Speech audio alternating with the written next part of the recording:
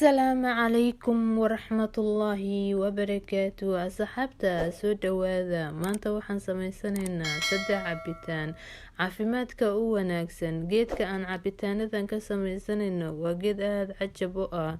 haddaba aan fideogeena gudagalna. bismillaah, allaahuma salli calaa sayidina maxamed. asxaabta, geedkan waa geed aada iyo aada ugu wanaagsan caafimaadka. waxaan ka hadlaynaa waxtarkiisa. 3 cabitaan oo midkood caruurta u fiican yahay ayaan ka sameysanaynaa. waxaan ku bilaabaynaa waxtarka. haddaba walaalahayga, geedkan waa geed aada iyo aada caafimaadka ugu wanaagsan. waxaa ka buuxda fitamiino sida fitamiin A, fitamiin B, fitamiin C, fitamiino kala duwan. sidoo kale mineraalka waxa loo yaqaan ama macdanta ayaa ka buuxda sida calcium amase iron, iyo waxaa ku jira magnesium, waxaa ku jira potassium, waxaa ku jira fibaro aada u wanaagsan. geedkan antibiyootik kasta waa ka xoog badan yahay. haddaba geedkan waxaan filayaa kulligiin waa taqaanin. magaciisa waxaa loo yaqaanaa salary ayaa ingiriiska lagu dhahaa, isagoo carabiyana waan kuu sheegayaa. meelaha kasoo gadanaysidna biidni allah waan kuu sheegaa. asxaabta qaaliga, walaalahayga, geedkan aada iyo aada ayuu wuxuu ugu fiican yahay caafimaadka. sida aada ayuu wuxuu ugu fiican yahay maqaarka. hadaa cabo maxaa ka helayaa geedkan? hadaa cabtid horta 90% geedkan waa biyo. sidaas daraadeed wuxuu kuu siyaadinayaa biyaha jirkaaga u baahan yahay ayaad ka helaysaa. walaalahayga, geedkan meesha ugu nafaqada badan waa meesha dambe oo laamaha buurbuuran oo dambe ayaa cabitaanka ugu haboon. caleenta waxaa ka fiican meeshan dambe oo buuran. asxaabta, geedkan markaa cabtid waxaa siyaadaya biyaha jirkaada u baahan yahay. kelyahaaga si fiican ayay u shaqeynayaan.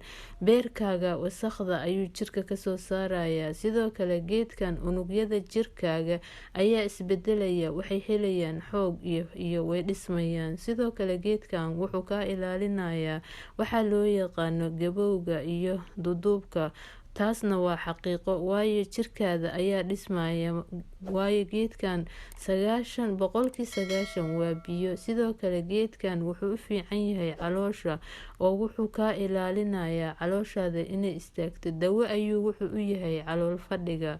sidoo kale geedkan faa-iido aada u sareysa ayuu wuxuu u leeyahay dadka caloosha mindhicirka ka jiran. oo runtii geedkan aada ayuu u sareeyaa. maxaa yeelay geedkan waxaa ku jira magnesium, kaasoo aada ugu fiican waxyaabaha caloosha fadhida ayuu la diriiraa. oo geedkan aada ayuu caloosha ugu fiican yahay. geedkan waxaa ku jira calcium, kaas oo aada iyo aada ugu wanaagsan lafaha ayuu xoojiyaa. geedkan wuxuu u wanaagsan yahay dadka raba inay dhimaan miisaankooda. oo sidoo kale geedkan jirka ayuu wuxuu ka saaraa kolestaroolka xun, oo dadka kolestaroolka qaba wuu u fiican yahay. waqtiga ugu wanaagsan oo aad geedkan cabaysid waxaa waaye subaxii markaa soo kacdid oo cadeeyatid ayaad miiranaysaa. geedkan talaagad ma gelinaysid, calina ma gelinaysid, wax kale kuma daraysid, waad miiranaysaa waana cabaysaa. walaalahayga, geedkan wuxuu leeyahay kulul. waxaan ka wadaa yaro wuu kulul yahay. maalinta koobaad lama qabsanaysid, wax waxyeelaa ma lahan.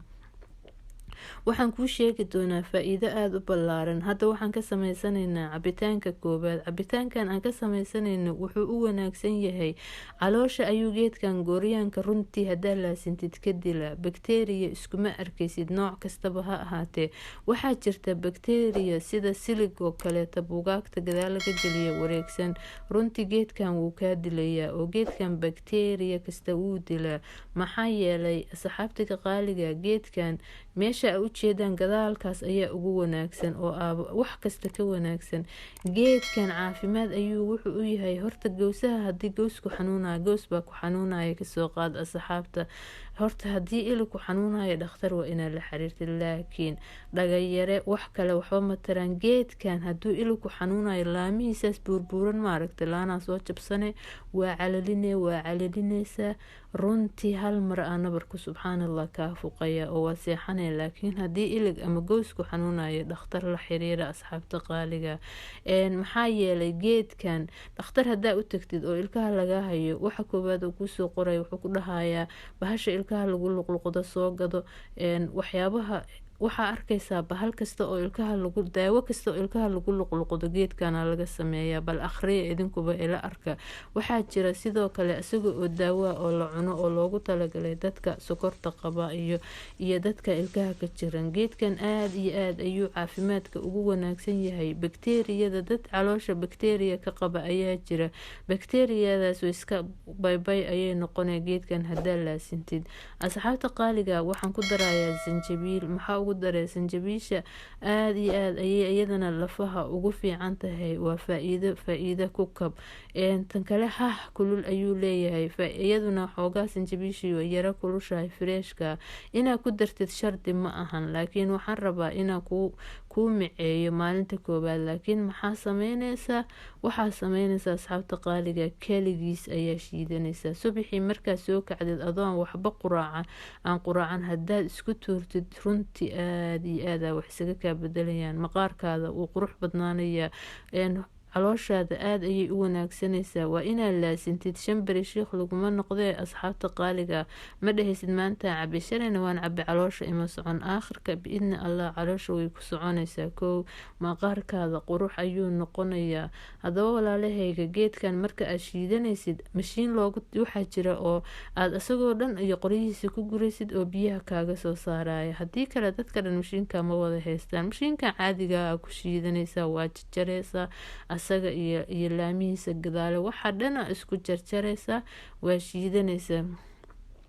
asxaabta qaaliga geedkan runtii asaga dhan waa kaalsiyoon iyo bir socota oo haddii uu yaryahay waxaa loo yaqaano ironku hadduu kugu yaryahay ama birta geedkan kor ayuu usoo qaadaya. geedkan aad iyo aad ayuu wuxuu ugu wanaagsan yahay dadka sokorta qaba.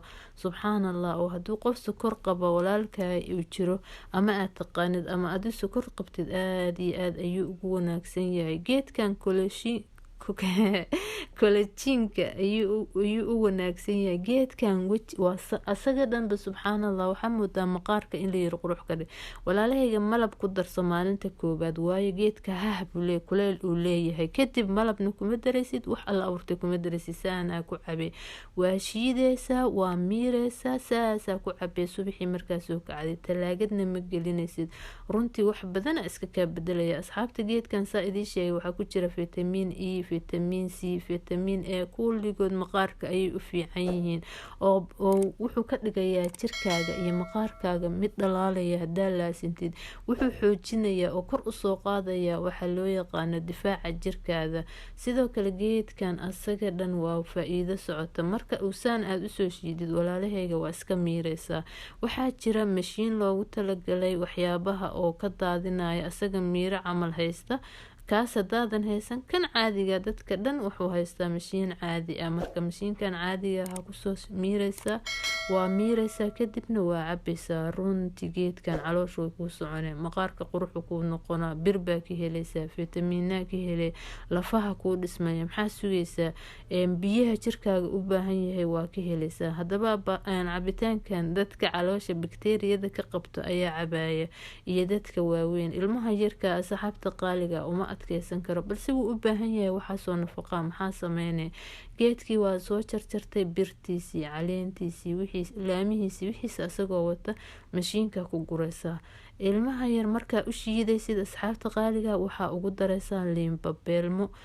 sokor kuma daraysid. malabna kuma daraysid. calina kuma daraysid. liinbabeelmada markaa ku dartid wax alla abuurtay ma dareemaysid. macaanuu noqonayaa. fitamiin c iyo fitamiin e iyo fitamiin b iyo fitamiin c gii ku jiray liinbabeelmada iyo wixii nafaqaha ilmahaaga maasha allah mid wuxuu noqonayaa asaga dhan jirkiisa dhalaalaya oo qurux badan. ciyaalkiina ku bilaaba. aad iyo aad ayuu bakteeriya calooshooda kuma dhalanayso. ilmo yaroo xala dhashay ma siinaysid. waxaan ka wadaa caruurta oo 3 sano 4 sano 5 jira wixii jira. macnaha geedkan aada u wanaagsan yahay runtii. asaga dhan waa caafimaad socda. waxaa jirkaada wuxuu helayaa biyihii uu u baahnaa. sidoo kale asxaabta qaaliga haddaa tahay dadka aan hurdada ku yartay hadda waa kan waan soo shiidnay asaga iyo liintii. xabad liinbabeelmaha baan kusoo shiiday ama liinta oranjida maxaa la dhahaa yelowga hadaa rabtid hadaa haysatid wixii haysataa ku shiidanaysaa. waxaa ku shiidi kartaa oo kaleeto asxaabta qaaliga haddaa haysatid gawaafo. laakiin liin bambeelmada caruurta markaa siinaysid difaacooda adkaanaya. hadda fayrasyaa jira asxaabta qaaliga.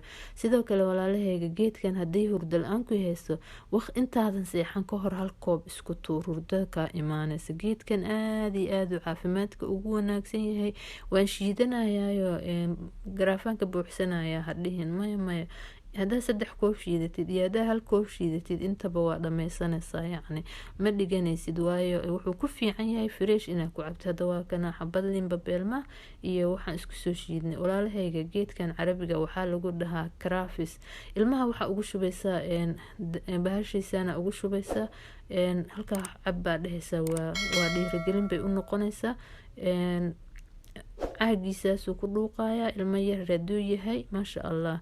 cabitaankii saddexaad ayaan sameysanaynaa walaalahayga. geedkan waa baarsaliga markasta waan ka hadlaa. waa geed u fiican caafimaadka. runtii ani waa isticmaalay waxyaabo badan aa ka helay. marka waxaa la dhahay laa yu'min axadukum xataa yuxiba liakhiihi maa yuxibu linafsi.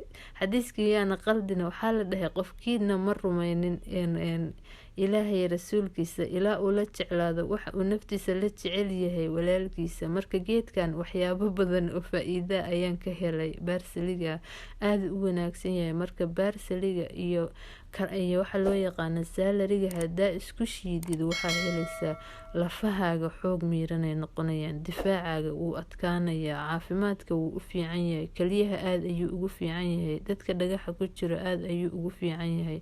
walaalahayga geedkan carabiga waxaa lagu dhahaa crafis. markaa u tagtid haddaad joogtid wadamada carabta waxaa ku dhahaysaa waxaan rabaa crafiska oo faransawiga. way ku siinayaan. haybarada waaweyn aa ka helaysaa. yurub haddaad joogtid qaybta lagu gado qudaarta meel kasta wuu yaalaa. wadankeena haddaad joogtid suuqa bakaaraha waa kasoo helaysaa. meelo kale oo wuu ku yaryahay wadankeena oo saa uguma badna. marka geedkan asxaabta qaaliga runtii ha laga faa-iideysto. waa geed u wanaagsan caafimaadka. dadka jecel inay iscaateeyaan aada ayuu ugu wanaagsan. geedkan waxa uu ka hortagaa waxaa loo yaqaano xanuunada khatarta sida kansarka. ilaaha raxmaanka naguma rido. geedkan wuxuu xoojiyaa unugyada jirka. jirka ayuu sunta ka saaraa oo caafimaadka ayuu siyaadiyaa. geedkan asaga dhan waa daawo socota asxaabta qaaliga. yacni antibiyootic ka xoog badan adduunka geedkan ma jiro. haddaa geedkan cabtid salaatada sida waxa loo yaqaano salarka iyo waxyaabaha noocii salaata oo haysatid aada cuntid runtii cadaana uma baahnid, wax kale uma baahnid. walaalahayga videoga like dhahaya si sheer gareeya. haddaa nagu cusub tahay channelka subscribe dheh. intaa ayaan jeclaaday inaan idinla wadaago. assalaamu calaykum waraxmatullaahi wabarakaatu.